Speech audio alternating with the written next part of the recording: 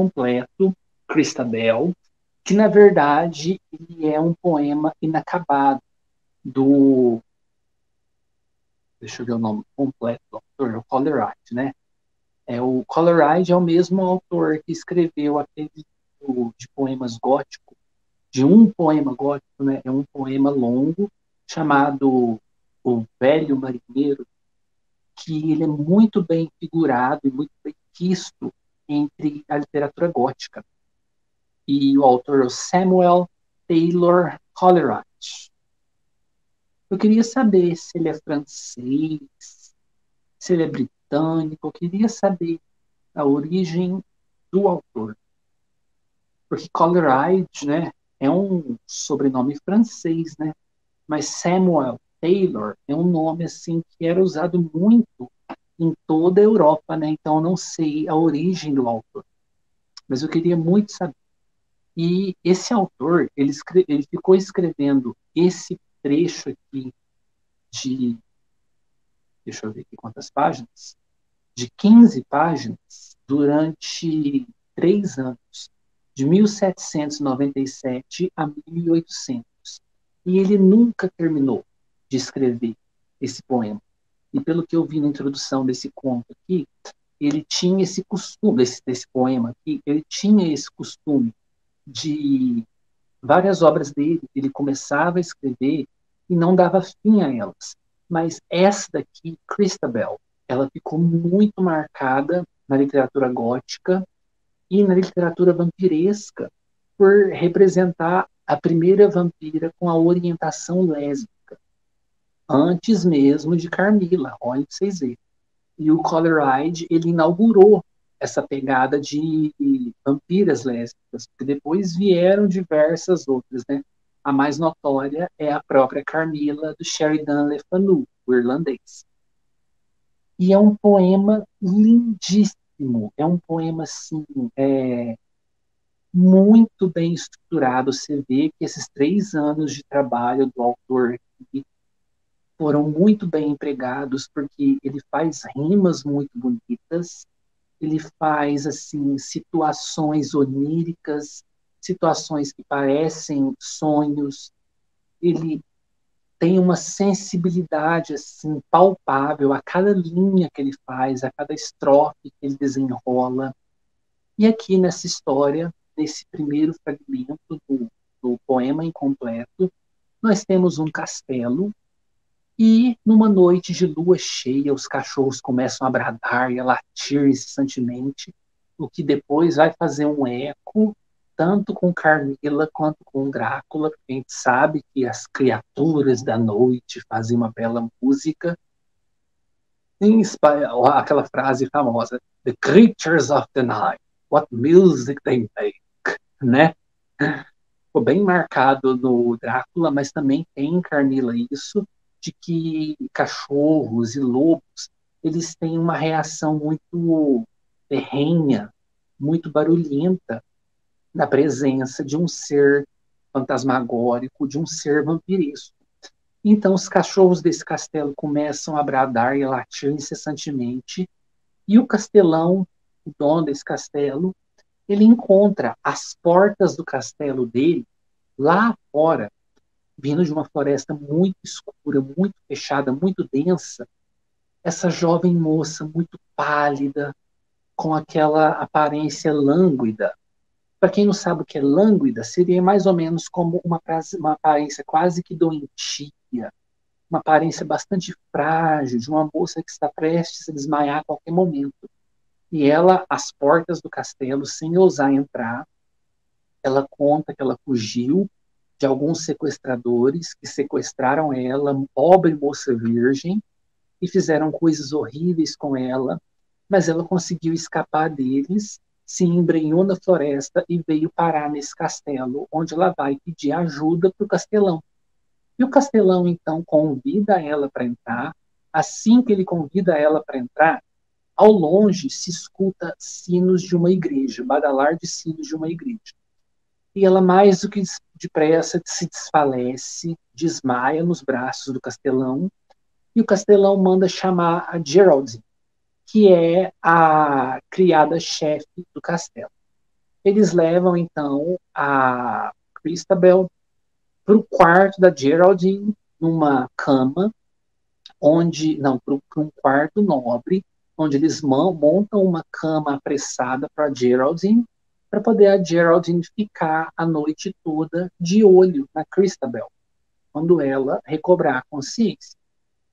E a gente vai ter, então, um momento bem interessante, muito, muito legal, porque a Geraldine começa a adormecer e meio que por sugestão, uma coisa assim que mistura entre o mesmerismo, o hipnotismo e sonhos, a Geraldine é compelida a deitar na cama da Christabel. E ela vai para a cama da Christabel daquele jeito, meio moribunda, não, meio sonolenta, meio perdida entre sonho e realidade. Ela vai para a cama da Christabel. E a Christabel, então, se ocupa em retirar os trajes da Geraldine. A Geraldine é a criada-chefe, mas ela é uma moça muito jovem. E a Christabel retira as roupas dela, começa a olhar para ela, a devorá-la com os olhos. E a Geraldine, ela, ao mesmo tempo que a Christabel está admirando ela e retirando as roupas dela, a Geraldine começa a ter sonhos ruins, de acordo com a descrição aqui, sonhos muito, muito ruins, onde ela está sendo observada por um ser das trevas, um ser que caminha pelas árvores, pela floresta, um ser que faz orações à lua, que faz orações à floresta, orações assim que não são cristãs, orações em uma língua esquisita, orações assim pecaminosas, orações assim são quase uma afronta a Deus. Ela não consegue entender o que essa moça faz, mas ela logo percebe que é a Christabel, com um manto brilhante, muito branco, como se a luz alimentasse a vivência da Christabel e aquelas orações para aquelas árvores antigas também alimentassem a Christabel e fizessem ela ficar mais forte, mais tangível, não tão lânguida. Isso, orações profanas, isso mesmo. Orações profanas em uma língua que ela não entende, mas que ela sabe que são profanas. Uma língua muito antiga, muito esquisita. E ao mesmo tempo que a Geraldine, a criada, está dormindo, ela se sente observada por algo do mal e ela sente o seu sangue se esvair. Então, do lado de cá, né, do lado acordado, a Christabel não tem nenhuma menção de mordida, nenhuma menção de corte, mas a Christabel está lá olhando para Geraldine, tocando a Geraldine, observando ela assim firmemente, de uma maneira quase assustadora, e sangue brota do corpo de Geraldine, pelas orelhas, pelo ouvido, pela boca. E a Christabel toca nesse sangue e ela tem um prazer, um deleite muito grande conforme ela toca nesse sangue. E o sangue que vai esvaindo do corpo da Geraldine vai meio que nutrindo a Christabel. Você percebe que o sangue que está esvaindo pelos lençóis e pelo colchão está meio que sendo sugado pelas mãos da Christabel. E a Christabel fica até meio que imaginando e falando: será que a minha mãe, em seu leito de morte, preveu que eu seria tal criatura? Que eu teria tais necessidades? Porque mais cedo, antes dela entrar no castelo, ela fala que a mãe dela morreu quando ela era bem jovenzinha ainda, e que assim que a mãe dela morreu, a mãe dela mandou fazer também um caixão, mandou fazer uma cova para a própria Christabel, que era uma jovenzinha de seus 15, 16 anos. Claro que o pai dela não deixou enterrar a Christabel, mesmo que esse fosse o último desejo da mãe dela, e a gente fica implícito que a mãe dela sabia que a Christabel tinha uma condição profana também, né? Uma condição assim que era contra todos os preceitos do Deus cristão que era pregado naquela época. E o conto acaba nessa parte, o poema acaba nessa parte, com, no outro dia, eles encontrando o corpo falecido da Geraldine na cama, sem nenhuma gota de sangue, e o castelão mandando chamar um homem santo do vilarejo mais próximo, algum padre, algum beato, alguma pessoa com uma ligação muito forte ao cristianismo e a Deus para poder fazer, então, não é bem extrema-unção, né? Porque extrema-unção é quando a pessoa está no leito de morte, quase para falecer, mas poder fazer os ritos finais para enterrar a Gerald.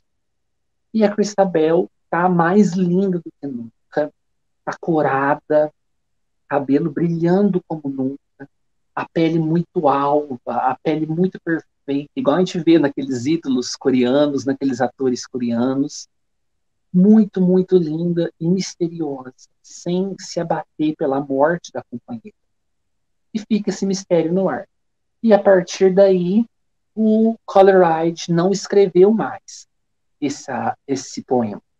Creio eu que é porque deu muito trabalho para ele, né? 3 anos escrevendo esse poema de 15 páginas, e um poema sublime, um poema assim, que cada linha você vê que foi extremamente pensada, e bem escrita, e reescrita, e colocada de novo.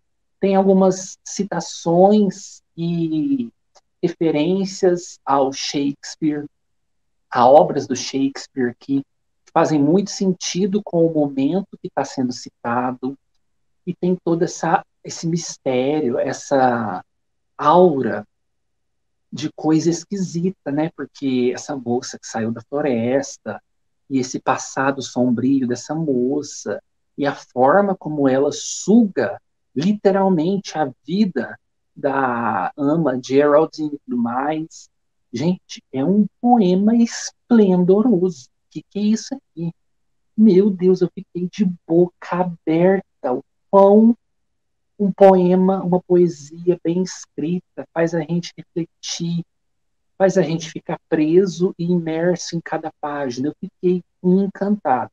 E mesmo que o autor não tenha terminado a sua história, eu achei que o final que foi lhe dado, o final assim, que é o meio, né, foi muito satisfatório, porque é uma história que não te dá respostas, é uma história que não esclarece nada a você, mas é uma história que te deixa impressionado e que, assim, faz referência total àquela época aos sugadores de sangue, ou os não mortos, ou os redivivos, né?